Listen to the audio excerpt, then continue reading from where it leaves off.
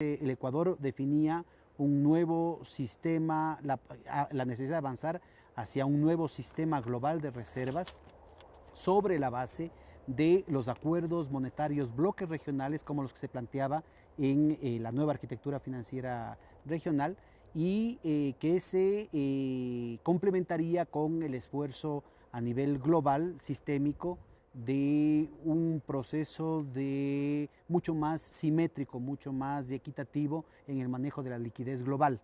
que no quede condicionado, como lastimosamente ha sido la tónica, ¿no es cierto?, después de Lehman Brothers, precisamente por las dificultades para poner en práctica la resolución de los 192 plenipotenciarios de los países miembros de Naciones Unidas de ese entonces, que lo resolvieron, incluyendo Estados Unidos y Europa, muy claramente la necesidad de establecer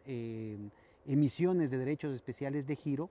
que son este sistema de moneda electrónica del Fondo Monetario, que lo emite el Fondo Monetario Internacional, pero que el Fondo Monetario Internacional lo odia,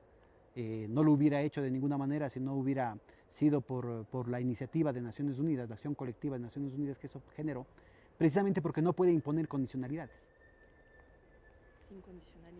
O sea, Tiene que hacer una colocación automática de la cuota respectiva de cada país sin ningún tipo de imposición. Entonces esto, dada la novedad del caso y a pesar del esfuerzo que ha hecho el Ecuador en todo este tiempo por plantear el asunto, han habido una cantidad de campañas absolutamente ideologizadas y distorsionadas, tanto desde la izquierda como desde la derecha,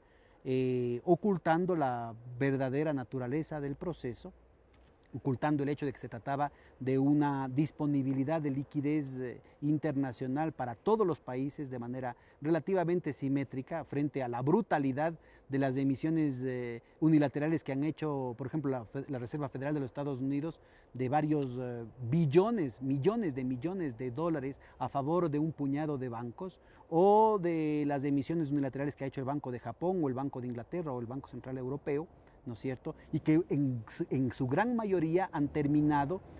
alimentando los procesos de especulación en los mercados de commodities, de energía, de metales preciosos, pero sobre todo de alimentos, incluyendo la provocación de la crisis artificial que se dio en el año 2009, 2008-2009, y que provocó hambruna, un aumento del número de personas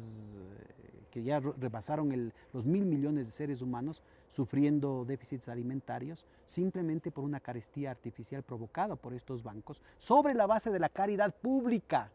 que provino de estas asignaciones de liquidez desde los bancos centrales en el norte, que obviamente no pueden tener contraparte de parte del resto de los 190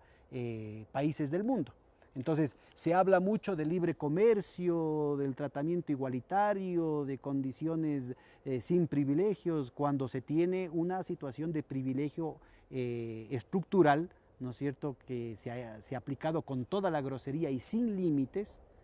Se ha pasado de las emisiones originales al quantitative easing 1, al quantitative easing 2, y ahora están, a pesar de que hablan de tapering, de un proceso de reducción de la velocidad con la que se emite moneda a favor de esos bancos, sin que tenga ningún resultado en términos de crédito productivo, de generación de empleo, de generación de producción, de generación de bienestar, o ni siquiera de mejora de la situación de los bancos a nivel internacional, de una situación de insolvencia estructural que estaba localizada en el eje angloamericano y sobre todo en el sector de bienes raíces, ¿no es cierto? Ahora tenemos metástasis en todas las partes del mundo a través de la red de especulación angloamericana que está en todo el mundo, un proceso de metástasis también dentro del propio norte con ya no solamente las deudas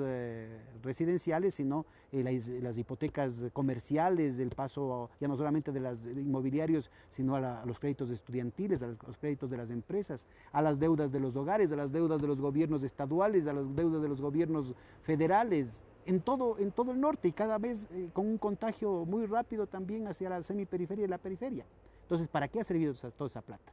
Solamente para enriquecer a un sector. Entonces, la posibilidad de generar una alternativa humanista y democrática a la crisis pasa necesariamente por establecer, no como panacea, pero como condición necesaria, no suficiente, mecanismos de generación de liquidez internacional que permitan a todos los países del mundo desplegar políticas anticrisis en las mejores condiciones. Si no se logra eso a la brevedad posible, la complicación de la crisis estructural del sistema no solamente que va a exacerbar las condiciones de desestabilización y de distorsión estructural de los mercados básicos a nivel mundial, que ya se ha reflejado hasta ahorita y que ahorita inclusive ya no queda solamente como una posibilidad teórica, sino con evidencias criminales, ¿no es cierto?, de las actuaciones fraudulentas de los grandes bancos y de los principales gobiernos del norte, la manipulación de las tasas de interés, la manipulación de los precios de la energía, la manipulación de los precios de los metales preciosos, la distorsión y la falsificación de los principales indicadores con los que se manejan los gobiernos y con los que se manejan los principales mercados financieros. Esto ya no es un tema de la teoría de la conspiración, esto está en la palestra pública y está en los principales medios de prensa. Entonces, yo lo que creo es que es indispensable retomar esa iniciativa, recuperar lo que fue la propuesta del Ecuador en la Asamblea Nacional de Naciones Unidas en el año 2008-2009, la comisión Stiglitz y el reporte que fue traducido en el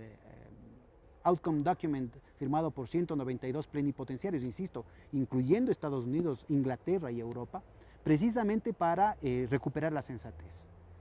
precisamente para evitar que esto pase de una exacerbación de las condiciones de desestabilización y de fragilidad a condiciones de guerra, como sucedió hace 100 años con la Primera Guerra Mundial, porque al final del cuento, ¿no es cierto?, la guerra es el expediente más rápido y más rentable que tienen los círculos más oscuros para sacar adelante sus protervos intereses, ¿no es cierto? Entonces vamos a terminar los pueblos del mundo pagando los platos rotos y resolviéndoles la crisis de la peor manera a los irresponsables, corruptos e incompetentes que han llevado al mundo a la situación en la que están, ¿no?